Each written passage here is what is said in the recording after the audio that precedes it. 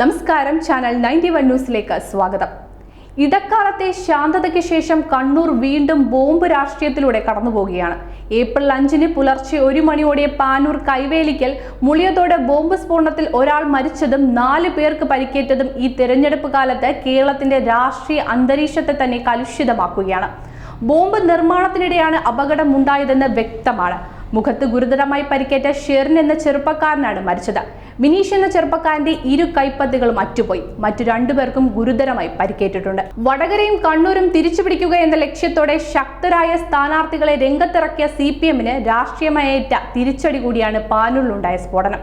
CPM അനുഭാവികളാണ് bomb നിർമ്മാണത്തിനിടെ കൊല്ലപ്പെട്ടയാളും പരിക്കേറ്റയാളും.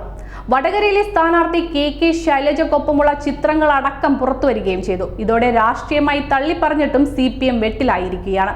പാനൂരിലെ ബോംബ് സ്ഫോടനം തിരഞ്ഞെടുപ്പ് പ്രചാര വിഷയമാക്കി കഴിഞ്ഞു കോൺഗ്രസ്.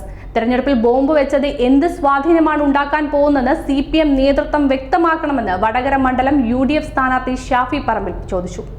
ബോംബ് എങ്ങനെയാണ് തിരഞ്ഞെടുപ്പ് സാമഗ്രിയായത്? ബോംബ് കയ്യിലിരുന്ന് പൊട്ടിയില്ലായിരുന്നെങ്കിൽ ആർക്കെതിരെ ഉപയോഗിക്കാനായിരുന്നു ലക്ഷ്യമിട്ടതെന്നും വാർത്താ സമ്മേളനത്തിൽ ഷാഫി പറമ്പിൽ ചോദിച്ചു. അതേസമയം K സുധാകരൻ വിഷയം CPM-നെതിരെ തിരിക്കുകയാണ്. ബോംബ് നിർമ്മാണത്തിനിടയിൽ CPM പ്രവർത്തകൻ കൊല്ലപ്പെട്ടത് അത്യന്തം ഭീതിജനകമായ വാർത്തയാണെന്ന് KPCC പ്രസിഡന്റും കണ്ണൂർ പാർലമെന്റ് മണ്ഡലം UDF സ്ഥാനാർത്ഥിയുമായ K സുധാകരൻ ഫേസ്ബുക്ക് പോസ്റ്റിൽ കുറിച്ചു. എന്നാൽ കുന്നോത്തുപറമ്പ് മുളിയത്തോട് സ്ഫോടനത്തിൽ തങ്ങൾക്കൊരു ബന്ധവുമില്ലെന്ന് CPM പാനൂർ ഏരിയ കമ്മിറ്റി പ്രസ്താവനയിൽ അറിയിച്ചു. സമാധാനപരമായ തിരഞ്ഞെടുപ്പ് ഉറപ്പുവരുത്താനുള്ള പ്രവർത്തനങ്ങളിൽ ഏർപ്പെട്ടുകൊണ്ടിരിക്കുന്ന സാഹചര്യത്തിലാണ് ദൗർഭാഗ്യകരമായ സംഭവമുണ്ടായത്.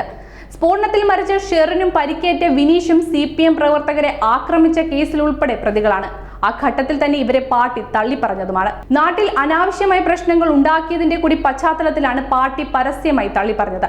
ഈ സാഹചര്യത്തിൽ സ്ഫോടനത്തിൽ പരിക്കേറ്റവർ CPM പ്രവർത്തകർ എന്ന നിലയിലുള്ള പ്രചാരണം ജനങ്ങളെ തെറ്റിദ്ധരിപ്പിക്കാൻ ബോധപൂർവം എതിരാളികൾ നടത്തുകയാണ്.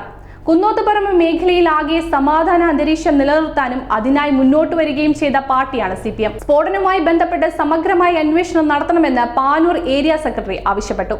സെൽഫ് ഡിഫൻസ് എന്ന പേരിട്ട SD എന്ന CPM-ന്റെ സേനയാണ് ഇതിനു പിന്നിലെന്നത് പരസ്യമായ രഹസ്യമാണ്. P ജയരാജന്റെ നേതൃത്വത്തിലുള്ളവരാണ് ബോംബ് നിർമ്മാണവും സംഭരണവും ഒക്കെ നടത്തുന്നതെന്ന് BJP നേതാവ് വത്സൻ തില്ലങ്കരി ആരോപിക്കുന്നു. ഈ SD സേനയിലെ സജീവ അംഗങ്ങളാണ് ഷെറിനും മറ്റും. വർഷങ്ങളായി യാതൊരു സംഘർഷവുമില്ലാത്ത സാഹചര്യത്തിൽ ബോംബ് നിർമ്മാണം എന്തിനു നടത്തിയതെന്ന് CPM വിശദീകരിക്കണമെന്നും വത്സൻ തില്ലങ്കരി ആവശ്യപ്പെട്ടു. സ്ഫോടനത്തിന്റെ മോഡസ് ഓപ്പറാണ്ടി നോക്കുമ്പോൾ ഇത് പാർട്ടി സ്പോൺസേഡ് ആണെന്ന് വ്യക്തമാണ്.